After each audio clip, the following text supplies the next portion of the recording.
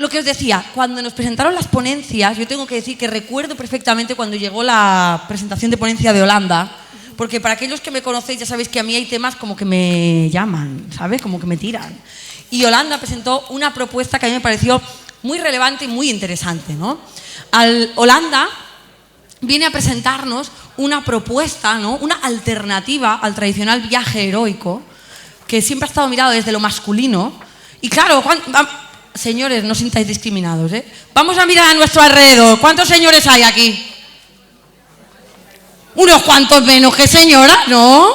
Claro, aquí ganamos nosotras, señoras. Aquí ganamos nosotras. La cuota del mercado la cubren ellos. Entonces, Holanda presentaba una alternativa que era esta mirada de viaje heroico que nos sirve a todos igualmente, pero añadiéndole un modelo alternativo y algunas vivencias que están conectadas con el proceso y las vivencias de las mujeres. Fijaos, Holanda, ella es una estudiosa e investigadora no solamente del tarot, sino también de la astrología, y ella también es doula, ¿no? Y es orientadora y acompañadora, ¿no? Y por lo tanto, también hay una parte de acompañar estos procesos que como que promueven y nos ayudan, ¿no? A mirar las cosas desde otro lugar, ¿no? A cuestionarlo y a añadirle capas. Nosotros entendemos que esto lo que hace es añadir y enriquecer el viaje del héroe, añadiéndole cosas que nos van a ayudar a profundizar y a interiorizarlo y a integrarlo desde otro lugar. Esto nos sirve tanto a nosotras como a nosotros. Nos sirve a todos para integrar este aprendizaje desde la totalidad del lado masculino y femenino. Por lo tanto, yo no me voy a alargar más en esta presentación. Yo ya he mirado el PowerPoint, ya lo sabéis. Y yo lo único que voy a hacer es pedir un fuerte aplauso para Holanda.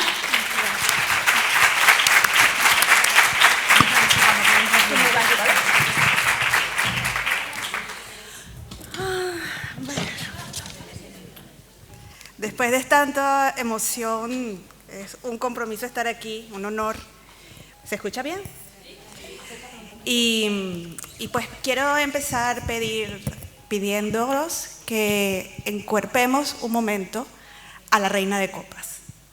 Sea la reina de copas que tú tengas, sea la de Marsella, sea la de Pixie Smith.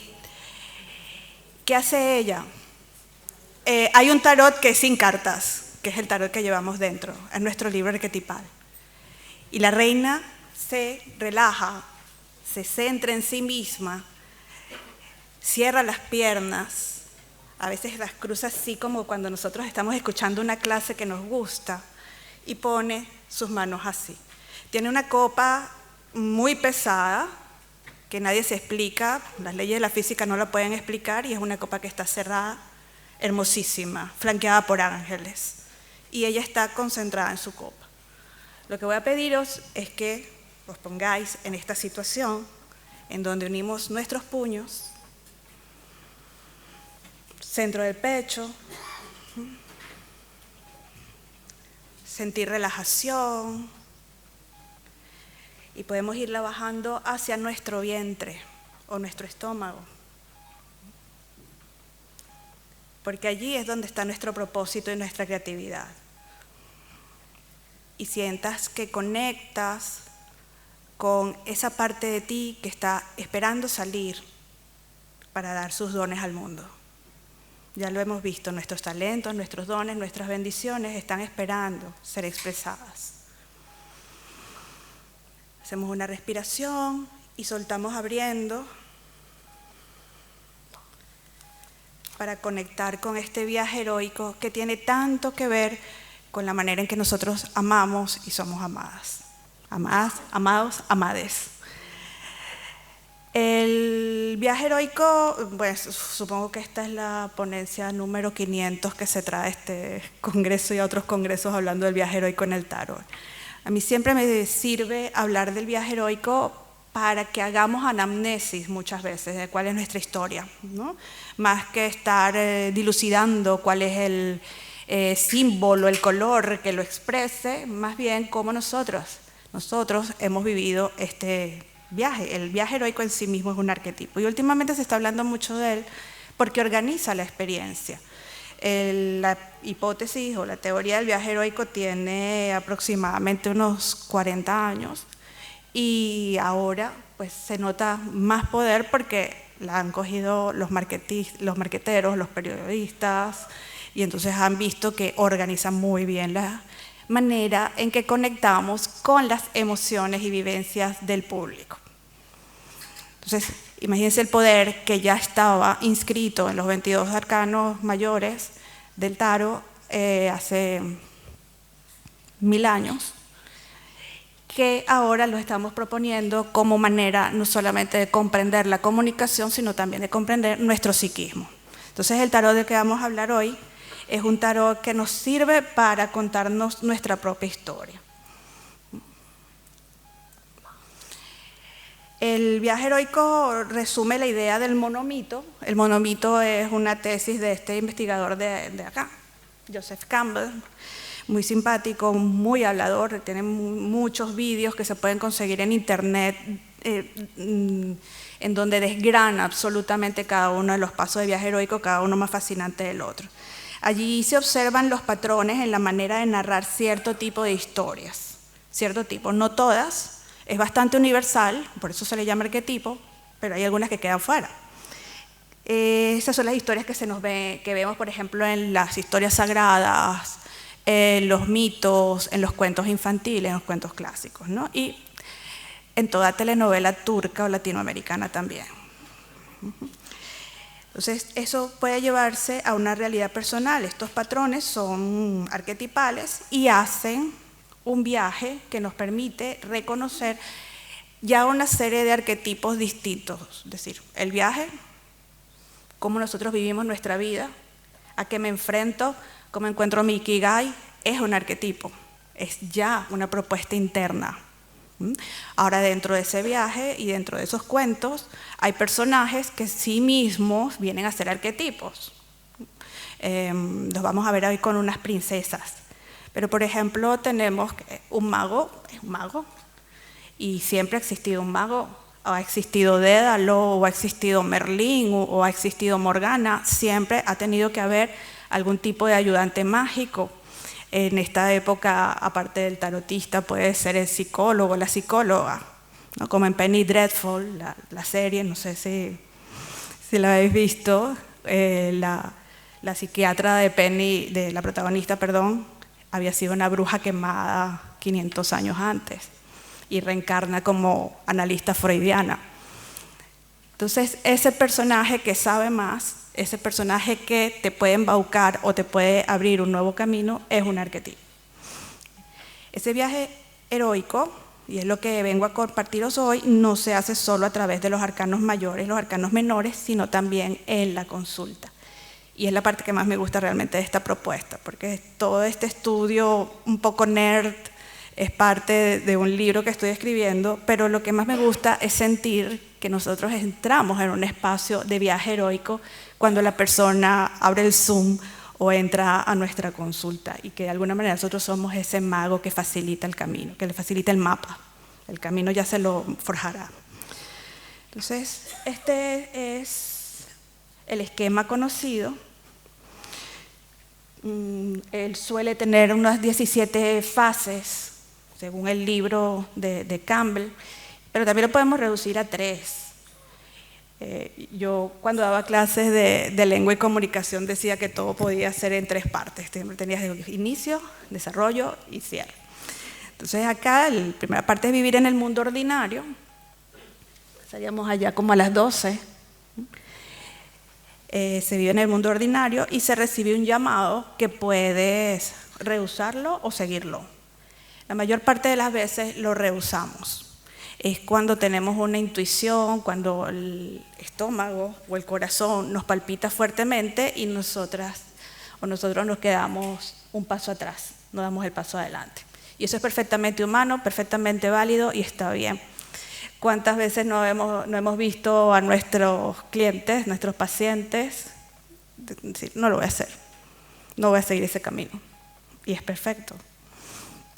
La segunda parte es la de cruzar el umbral. La vemos aquí con esta rayita. Y allí sí es cuando empezamos con los grandes problemas de la vida y también con lo que nos da vida realmente. Cruzar el umbral y empezar la vivencia mágica o de transformación, apoyados puede ser en un mentor, como ya he dicho, el mago Merlín, o alguien que funja para nosotros, por ejemplo, como el sumo sacerdote. Hay veces que el sumo sacerdote, también lo vamos a ver después, nos puede anclar a no cruzar el umbral. Porque son las tradiciones, porque es lo conocido, porque es lo sabido y por lo que es la seguridad. Entonces me quedo con lo que sé, no camino más. O sea que el sumo sacerdote puede tener esas dos caras, o abrirnos el espacio para cruzar el umbral, o encerrarnos en nuestro espacio de confort, que es como se traduciría esa primera zona, ¿no? El mundo ordinario. Y la tercera parte es ya cuando hemos hecho toda esta aventura, que es la parte por la que pagamos la entrada al cine. Cuando ya hemos terminado toda esta aventura, vamos al mundo ordinario nuevamente con el elixir, se le llama muchas veces. Allí tenemos una transformación y también tenemos el poder de transformar a otros. O sea, traemos un don, traemos una lección, sabemos cómo organizar algo. Hay muchas heroínas, muchos héroes que lo que hacen es traer orden al mundo. El mundo está patas arriba, ellos se van un tiempo al bosque, en el bosque casi que se vuelven hombres salvajes, estoy hablando del mito, por ejemplo, medieval, y luego cuando regresan con unas nuevas habilidades de confianza, de magia, de saber hacer las cosas y sobre todo de un nuevo yo. Entonces vuelve a la zona de confort que ya se le había hecho pequeña para amplificarla. Entonces esas serían las tres fases resumidas del viaje heroico. En el dossier tienen todos los esquemas, que como les he dicho, en alguna bibliografía es 12, como el Vía Crucis en las iglesias, es un viaje heroico, ¿no? Se saca el contenido mínimo. Y en el libro de Campbell, creo, si no me equivoco, son 17 o 18. Bueno, la podemos leer rápidamente. Salimos del mundo ordinario hacia un llamado, podemos rechazar el llamado. Luego el encuentro con ese mentor, cruzamos el umbral, aceptamos las pruebas.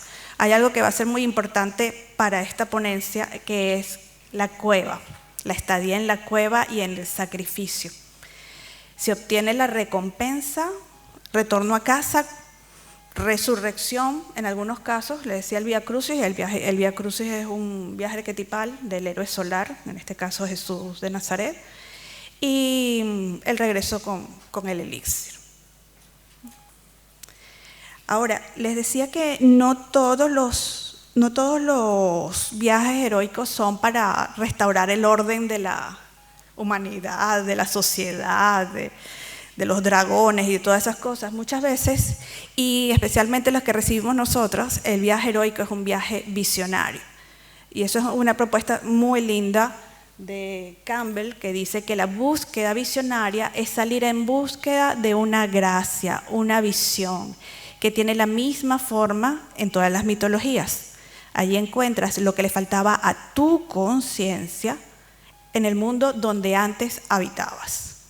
O sea que el viaje heroico es un viaje de conciencia, no solamente un viaje físico, cuando lo relacionamos con la búsqueda visionaria. Entonces es una de las palabras claves que les quiero dejar hoy como parte de esta propuesta. Cuando buscamos ese más allá, por qué estamos aquí, por qué nos pasa lo que nos pasa, cómo nos sucede en la consulta. Todas las preguntas que nos traen a consulta muchas veces tienen que ver con una búsqueda visionaria. ¿Por qué no encuentro trabajo? Pues vamos a ver cuáles niveles de conciencia estás trabajando. Y a partir de allí empezamos a hacer un nuevo currículo, una nueva manera de preguntarte, pero tienes que atreverte, por poner una pregunta muy, muy banal. No, es una búsqueda visionaria. Este es uno de los tantos esquemas que existen unificando el viaje del héroe. Aquí tengo otra frase bonita de Campbell, ¿no? Solo debemos seguir la huella del paso del héroe y donde habíamos pensado hallar una abominación, encontraremos un Dios. Y donde habíamos pensado matar a otro, nos mataremos a nosotros mismos. Donde habíamos pensado viajar hacia el exterior, llegaremos al centro de nuestra propia existencia. Y donde habíamos creído estar solos, estaremos con todo el mundo. Creo que esta frase resume perfectamente los 22 arcanos mayores. Entonces acá Hanyo Basaf tiene un libro muy famoso en donde él también ubica ya las cartas. Bueno, Hanyo Basaf siempre es un poco caprichoso también y original. Caprichoso o original, no estoy muy segura en cómo hace sus cosas. Y él acerca cada uno de los arcanos mayores a alguna de las fases del ciclo de Campbell. El loco sería el que va pues transformándose a lo largo de todo el viaje. Y el regreso con el elixir sería el loco transformado en sus infinitas posibilidades o con todos los regalos sagrados que ha conseguido en el andar. Ahí es donde vemos, por ejemplo, el encuentro con el mentor. Pero él tiene que tomar la decisión si cruzar o no el umbral, con lo que sea que le haya enseñado su mentor. Y luego va a bajar hasta las pruebas. Cuando se dice bajar, también tiene que ver con un ciclo, con un viaje arquetípico que es el viaje nocturno por mar. El viaje nocturno por mar también se le llama la noche oscura del alma. O sea, son palabras claves que se le han puesto así para estudiar los momentos en donde nosotros tenemos esa lucha interna, que puede ser muy dura, y a la que nos enfrentamos a distintas carencias o necesidades, y que nos ponen precisamente a la persona enfrente en la consulta. Es muy difícil que una persona esté en consulta en el primer lugar o en el último o en la última fase. Nos vienen en esta fase del viaje nocturno por mar, en la noche oscura del alma. Entonces, en esta noche oscura del alma, pues, o actúas, cómo actúas, con qué te enfrentas. Acá el ermitaño va a representar la cueva. Y esa cueva puede significar un encuentro con el inconsciente, en forma incluso de trastorno, ¿no? Depresión, ansiedad, sueños, pesadillas. Okay. Y así continúas saltándote uno, porque no necesariamente tienes que pasar por todos ellos, porque si no realmente te tendrían que santificar. Y vas cambiando tu fortuna a lo largo del recorrido. Banzhaf lo explica muy bien en su libro, sí, con algunas cosas que él le añade que no tienen exactamente que ver con Campbell, pero al fin y al cabo se sigue guardando una estructura arquetípica.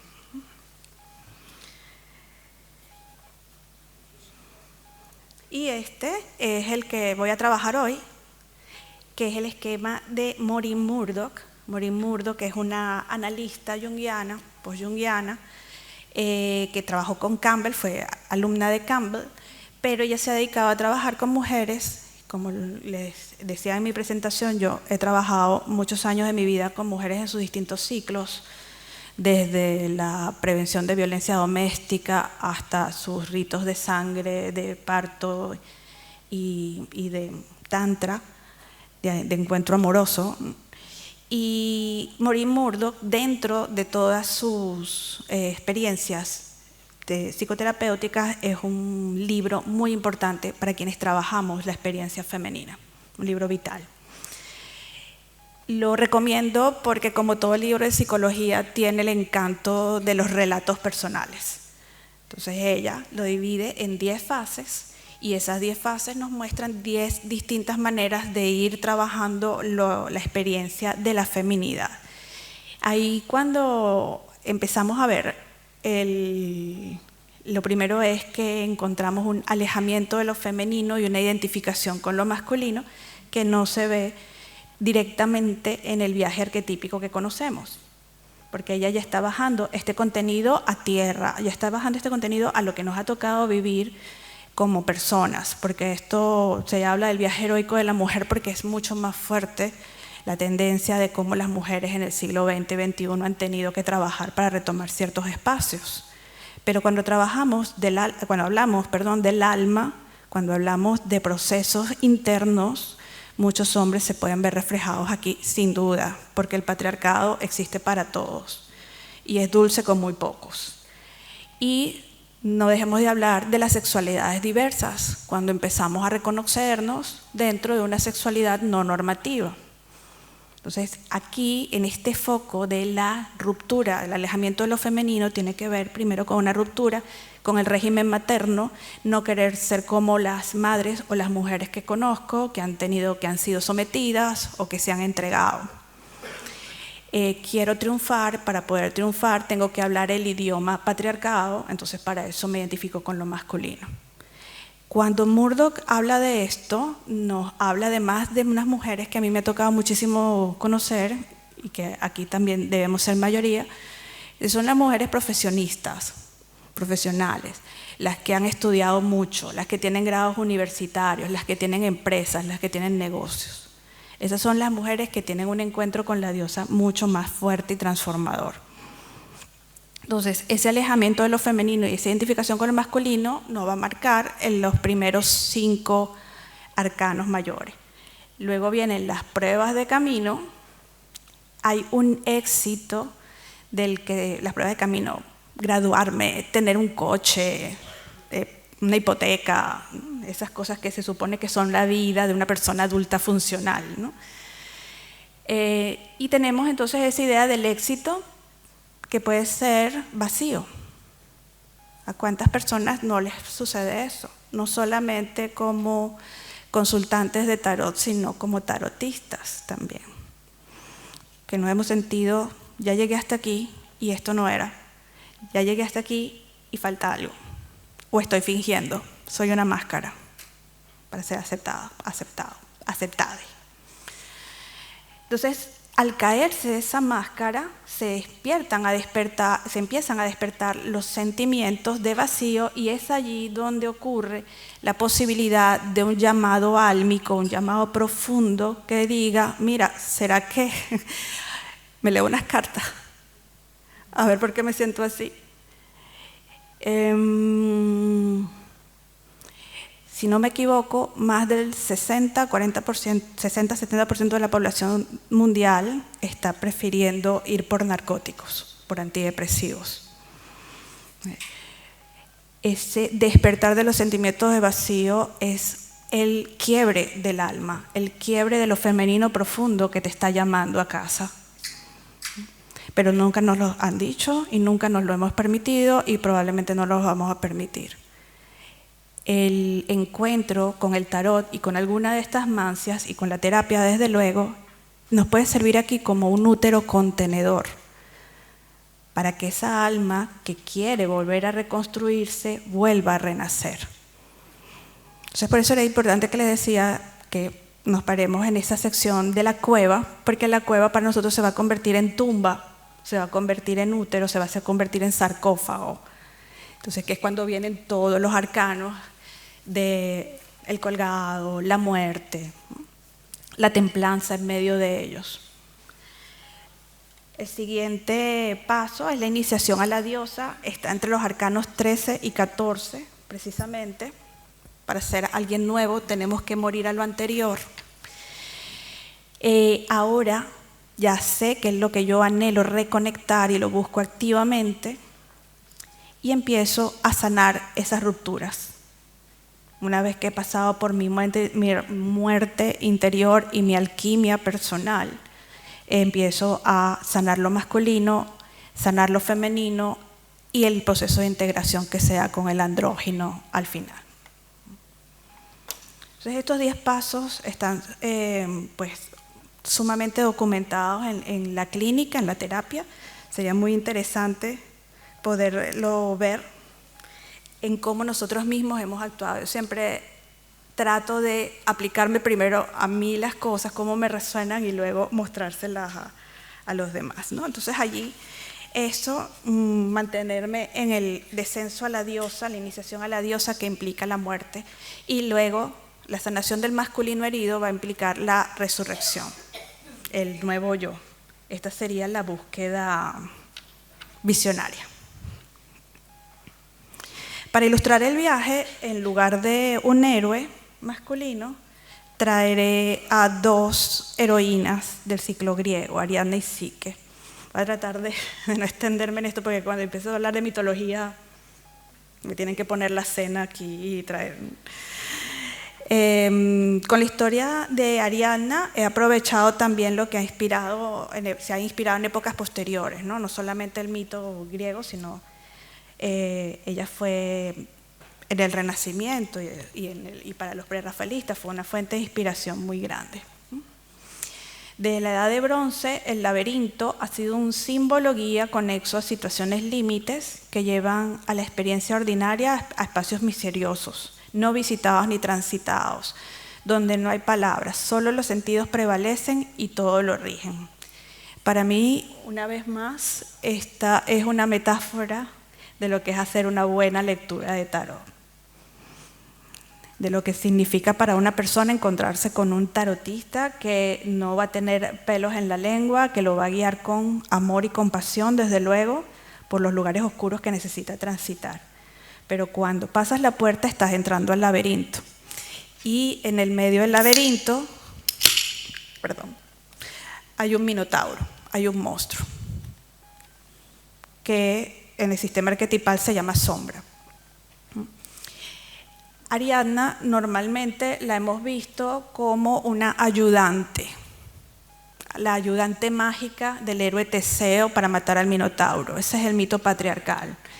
Hoy me quiero enfocar en Ariadna porque Ariadna es una de las pocas humanas, Ariadna y Psique son las dos únicas humanas que se convirtieron en diosas por las labores que realizaron, igual que Hércules.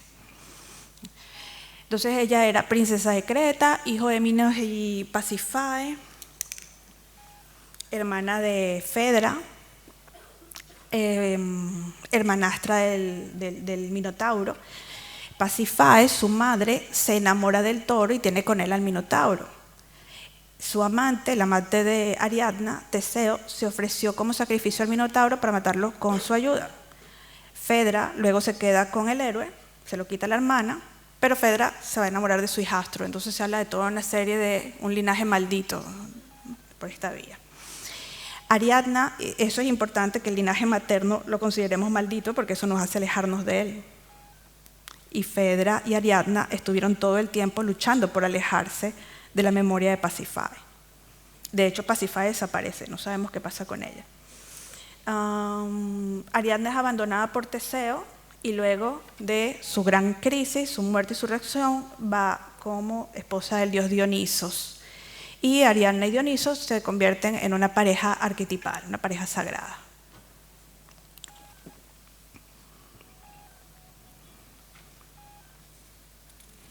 El viaje heroico suele ser metaforizado también como un laberinto y Ariadna como la guía del alma que nos ayuda a sortearlo. Esa es otra manera de verlo que está muy bien. Ahora bien, ¿qué pasa cuando enfocamos en la historia a ella y no a él? ¿Quién es ella? Y por supuesto faltó poner que Dédalo, pero ya lo vamos a ver.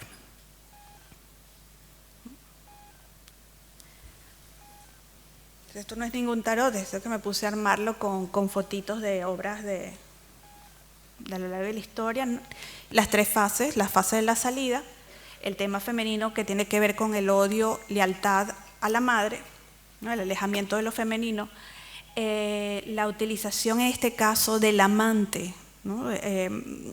Los mitólogos no se ponen de acuerdo, o sea, es más fácil decir la joven Ariadna se enamoró del valiente Teseo, pero últimamente se ha visto que ellos no tenían relación y sí que existía un régimen muy fuerte, muy doloroso de asesinatos continuos en la isla de Creta. Entonces Ariadna quería salir como pudiera. Entonces, a cambio de que se acabe este régimen, yo te doy la salida y yo me voy, ¿no? Yo no quiero seguir con este linaje. Lo cierto es que el alejamiento de lo femenino empieza con Ariadna, que sería nuestra loca. Dédalo podría ser el mago, esto es una hipótesis, porque Dédalo está presente en todas las vidas de estos personajes, de una u otra manera, cada vez que los vemos por separado. Dédalo había construido primero el laberinto de Creta para que Ariadna bailara, pero cuando nació el Minotauro tuvo que construirle todas las trampas y paredes para encerrarlo allí. Luego está Afrodita, porque el influjo del amor de Afrodita está a lo largo del cuento.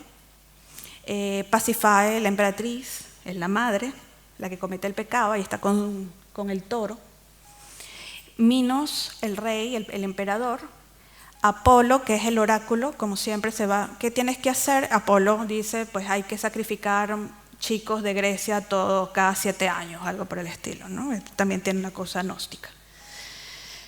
Teseo, el enamorado o la decisión, me voy con él, este es el héroe que puede vencer esta historia.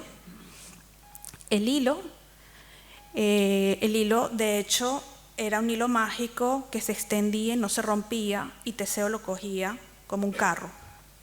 Entonces él lo va desenrollando, entra, pelea con el Minotauro, lo mata. Algunas personas dicen que Pasífae estaba con el Minotauro y también murió, y luego se regresa. Entonces allí hay una identificación con lo masculino, el héroe es Teseo, yo me voy con él. ¿Qué pasa? Luego viene la iniciación. El Minotauro y Ariadna a nivel arquetipal están muy unidos, como la fuerza, como la mujer y el león. Son hermanos. Es el lado sombrío de Creta y es la razón por la que Ariadna se quiere ir. Es el último pecado grave cometido, que además fue una gran ofensa al dios Poseidón. El abandono, cuando la deja Teseo allí. Hay una ópera, un madrigal de Monteverdi que dice, oh fortuna, aquí me veo.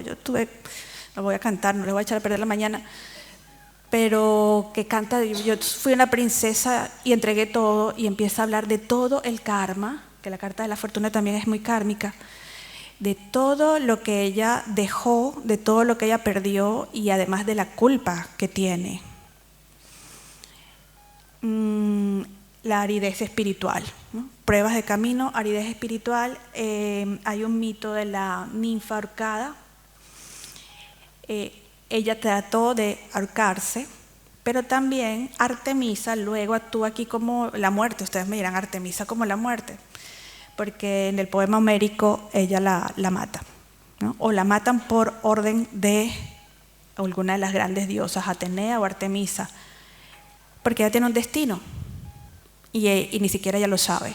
Su destino es ser una diosa. Entonces, para poder ser otra Ariadna, tiene que morir. Hay una imagen del gran guía, que es ella dormida, que la pintan muchísimo en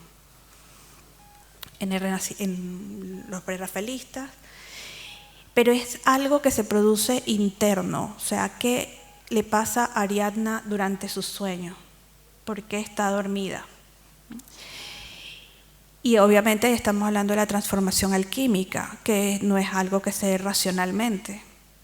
Y eso cualquier psiquiatra tiene que esperar, tiene que hacer que la persona hable, tiene que irle quitando los fármacos, y tenemos que empezar a tener nuestras pesadillas o nuestros ataques de crisis para poder ver quién es esa gran guía que existe entre nosotros. Cuando Carl Jung tuvo su gran depresión, dijo que había sido una bendición, cosa que supongo que el 70% de la humanidad no dirá lo mismo, pero que al entrar a la cueva de Baba Yaga, él pudo sacar los tesoros que realmente su alma tenía. Y Fedra, allí como el diablo, hablando de la tentación, de la lujuria, de la salida fácil, que significó de alguna manera trabajar con Teseo. El regreso, aquí está el laberinto como la torre. Liz Green en su tarot mítico pone justamente allí a Neptuno cobrando su deuda, porque todo este último jaleo del Minotauro y tal fue porque la emperatriz y el emperador no cumplieron lo que le habían ofrecido a Neptuno. Entonces nos viene el castigo de Neptuno, ya no queda nada de la madre ni del padre, se destruye toda Creta, Fedra se ha ido, el Minotauro no existe, es decir, esa historia se demolió. ¿Han visto Del Revés? Una peli de Disney. Cuando ella está en la pubertad se derrumba todo el mundo, porque esa es la nueva yo que tiene que surgir. Entonces, luego viene el despertar por Eros, que actúa en nombre de Afrodita. El Eros es la vida, la reconexión con Dionisos.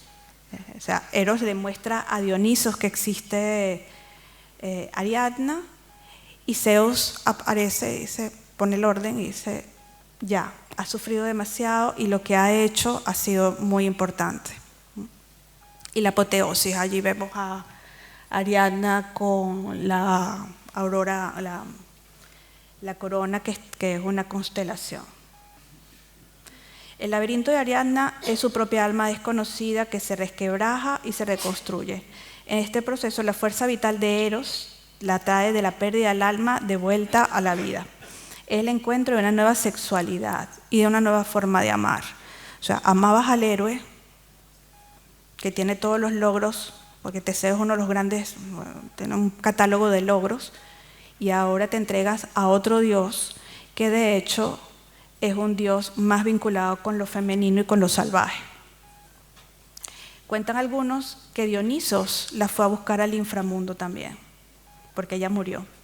Entonces Dioniso la fue a buscar, y eso habla de una nueva vivencia del ánimos, que es lo que llama la investigadora Maureen Murdoch el hombre interno con corazón. Cuando ya se nos han roto las experiencias del patriarcado, las experiencias del padre, las experiencias con personas que nos han dañado, y puede venir un renacer de ese ánimos, de esa alma masculina, a sacarnos a flote nuevamente. Se necesitan las dos partes. En conclusión, bueno, las relaciones con lo patriarcal, más que familiar social, del 1 al 5, la relación con la madre, lo que niega para adaptarse, las repeticiones, los errores de la madre en el arcano 6, las repeticiones, los errores del padre en el arcano 7, el descenso a la diosa en el arcano 13, el laberinto personal en el 14, el cambio de conciencia en el 18, la integración de su ánima y su ánimos del 17 al 20 y la no repetición de errores el 21. ¿Les apetece sacar un arcano mayor ahora?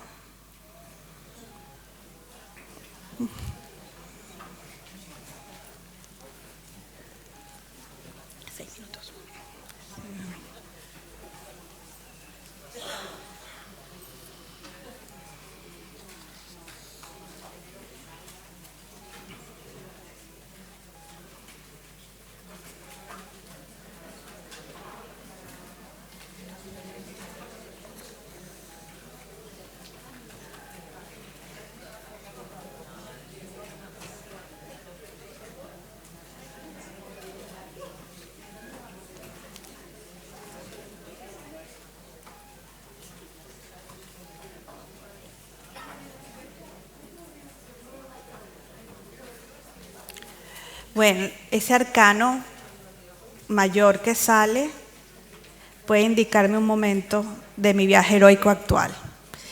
Y es un viaje muy interno, ¿okay? Terapéutico. ¿En qué parte de mi terapia puedo estar en este momento? ¿En qué parte de mi búsqueda visionaria puedo estar en este momento? Porque estamos hablando de arcanos mayores. Entonces tomen nota de eso y si quieren lo comparten en las redes y vemos qué les ha parecido.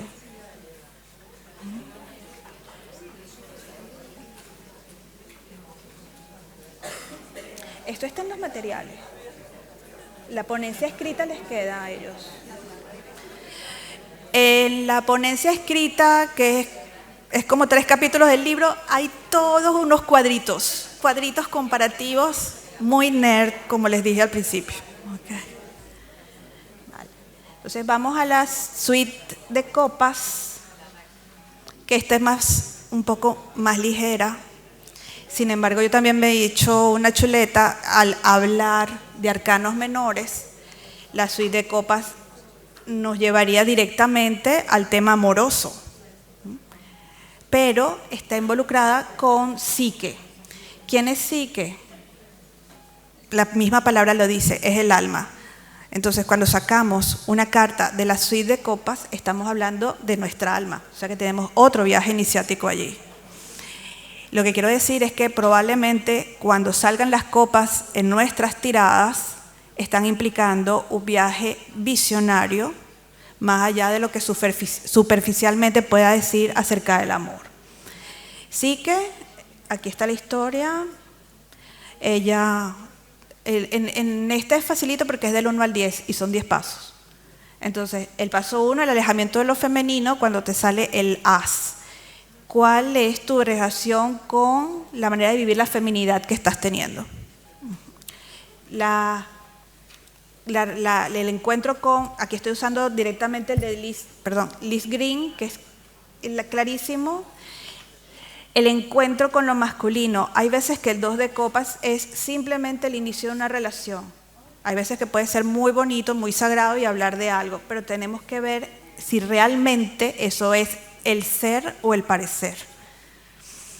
Las pruebas de camino se empiezan a presentar cuando así que, ¿qué pasa con Psique? Psique es considerada Afrodita en la tierra y Afrodita la quiere matar. Entonces le manda a que se enamore del ser más monstruoso que exista, y el ser más monstruoso que existe es el amor, es Eros. Entonces Eros se la lleva a su castillo, están incumpliendo la norma materna, que al mismo tiempo es una norma patriarcal. Y bueno, tienen allí unas escenas de amor invisible fabulosas, hasta que las hermanas, que son las que despiertan la conciencia, le dicen, bueno, pero ¿quién es ese novio tuyo que no permite que tú le veas la cara? Ella dice no, es decir, voy a romper la regla que me han puesto, porque la psique siempre quiere conocer, y él se va. Además se va muy herido, se va heridísimo porque le cayó cera en su piel de ángel, que era una herida mortal. Y allí es cuando empieza el descenso a la diosa de Psique. Y el descenso a la diosa de Psique es terrible porque son 4 labores que ni siquiera Hércules hubiese podido cumplir, porque cuando nos ponen pruebas amorosas, nos ponen al límite. Esas pruebas hacen que ella tenga como antagonista nada más y nada menos a la diosa del amor, que dice, ¿qué le dice el amor? Un poco lo que veíamos en la ponencia anterior. ¿Tú lo quieres realmente? ¿Qué estás dispuesto a dar por lo que tú quieres realmente? ¿Tú quieres ser tarotista? ¿Tú quieres ser ingeniero? ¿Tú quieres a esa persona?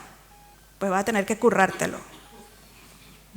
Y esas son las labores de Psique, las labores que despiertan el alma por algo que realmente tú deseas y que te va a acompañar el resto de tu vida y va a convertirse en tu propósito.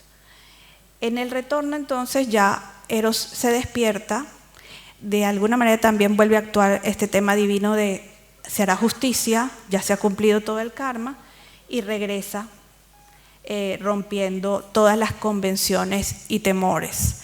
Ese Eros reprimido, estaba encerrado, estaba enfermo, son también nuestras maneras de amar.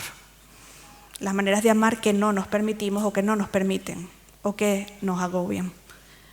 Y suele darse entonces en estas pruebas y descenso a la diosa.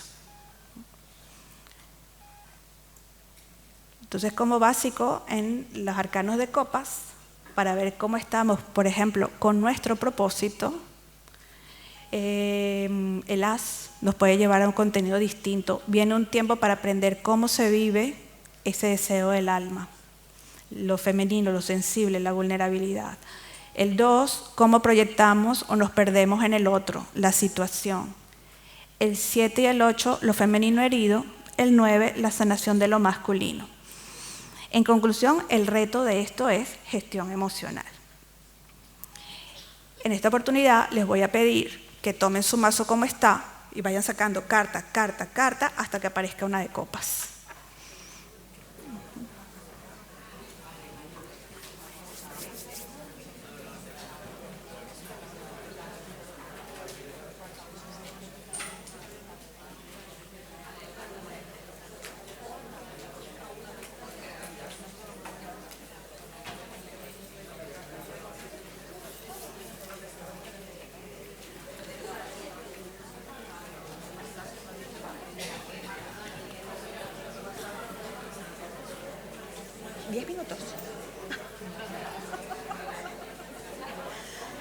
pongo ejemplos, ¿no?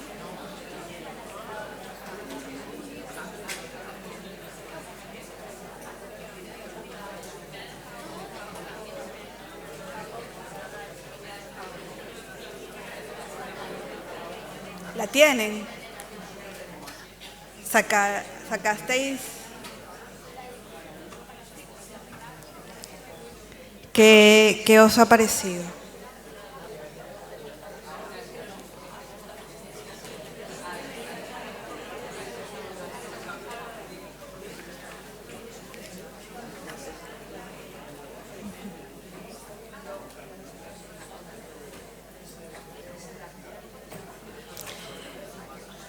Podemos relacionar esta carta, como es habitual, con la vivencia amorosa. Pero si la conectamos con el propósito, yo creo que nos da una lectura muy bonita, muy concreta de en qué momento de nuestro viaje heroico con el propósito estamos. Por ejemplo, con el negocio, por ejemplo, con el emprendimiento, por ejemplo, con la familia, algún proyecto que tengamos. Bueno, por las caras se llevaron sorpresas algunas. En la suite de copas no vamos a inventar del agua tibia, se trata del reto de la gestión emocional. El reto de la gestión emocional se va a ver fortalecido cuando le metamos espadas a esto. Las espadas empiecen a darle direccionalidad a nuestro pensamiento, siempre que no nos hagamos esclavos de la razón, ¿sí? Pero aprender a utilizar la mente. Este es el tarot de Karl Balder, solamente para visualizar que también ella se lo dedicó a la diosa Venus. Este es el tarot de la diosa, es el primer tarot que tuve, hace 25 años. Entonces también allí se relaciona con Venus. Y Venus en astrología también es mucho más que el planeta del erotismo y que el planeta del amor. Es el planeta de nuestro sentido de propósito, de lo que nos mueve. Permite el amor transformar tu alma. En el otro tarot de Karl Balder, precisamente el triunfo 21 es Dionisos y Ariadna, la completitud de la pareja sagrada, en el tarot del amor.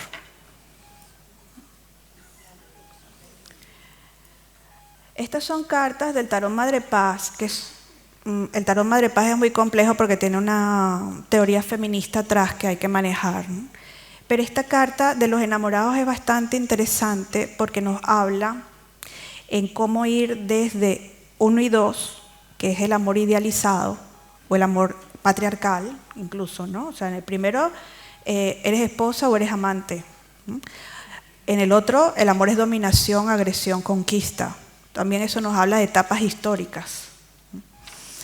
En el punto 3, ese piso rosado son nuestros temores inconscientes, todo lo que existe debajo de nuestra idea del amor, nuestra idea del deseo. Me gusta más hablar también de deseo porque incluye más cosas. Bueno, el amor es todo, ¿no? Ese coso raro blanco con negro, que es el 4, es ese egregor que surge en la experiencia de contacto. O sea, muchas veces cuando estamos en una relación, bien sea de trabajo, con un proyecto o con una pareja, no dejamos que eso surja. Soy yo y eres tú. Y cuando realmente ese egregor empieza a surgir es cuando realmente hablamos de emoción, de amor.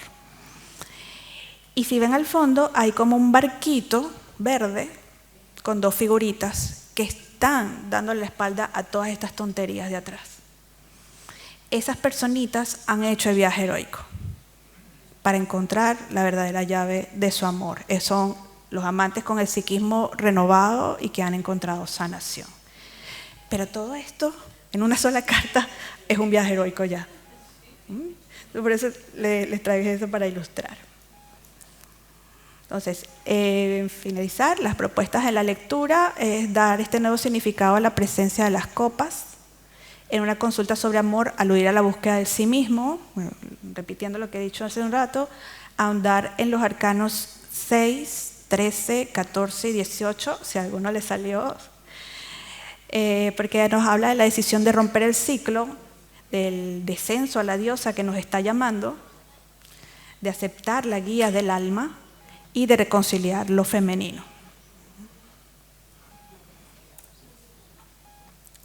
Este es un ejemplo de cómo, este es una tirada clásica, pero cuando yo veo a las personas entrar a la mesa, tú le haces un llamado, ¿no? Y empiezas a sacar esas primeras cartas y la persona no está como muy convencida y le empieza a decir cosas de su pasado o de su presente que empiezan como a suavizar, ¿no? Como a romper el hielo, a romper.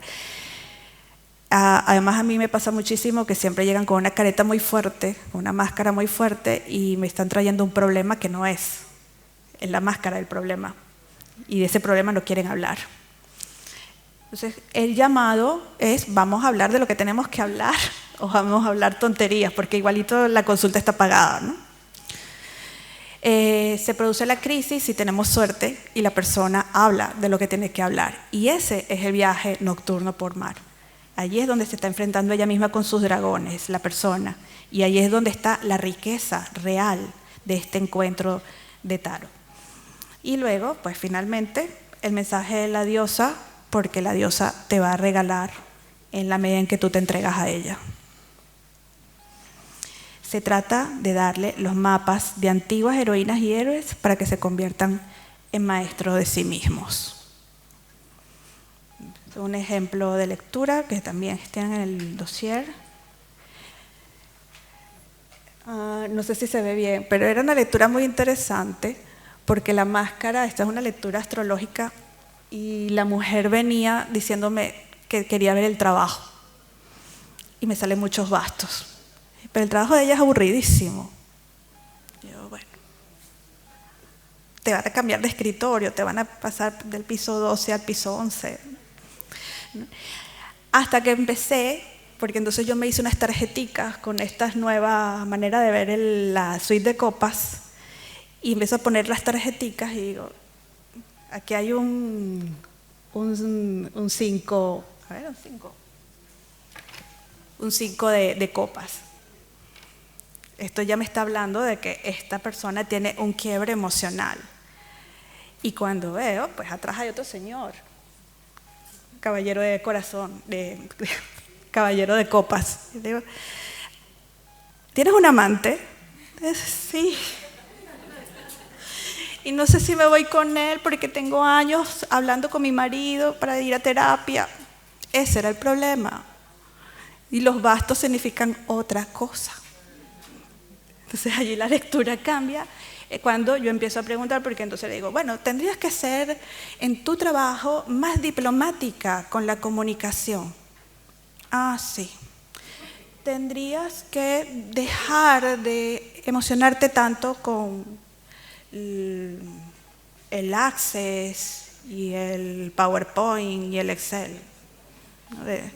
Ah, sí, gracias. Entonces la lectura es una máscara hasta que empecé a buscarle este sentido con estas cartas y pues quería traer eso para la ponencia para que vieseis cómo me ha servido a mí un poco para descartar las máscaras que nos pueden poner. Conclusiones, por fin. Puede leerse la gesta heroica desde la perspectiva de heroínas, no solamente de Hércules, David, Jesucristo. Hay heroínas que dan mucho material para trabajarlo, tanto el clásico como el de Maureen Murdoch. El rechazo de lo femenino y abrazar lo patriarcal es un dato importante para la búsqueda visionaria, porque en nuestro mundo actual estamos dejando lo patriarcal, estamos buscando el alma. El reequilibrio entre lo deseado y lo repetido se da en los estados de muerte y templanza, descenso a la diosa, y el viaje de las copas y los enamorados revela una búsqueda espiritual mediante la proyección amorosa. Proyección amorosa en todos los sentidos. Porque el amor es un nudo en el que se atan indisolublemente destino y libertad. Gracias.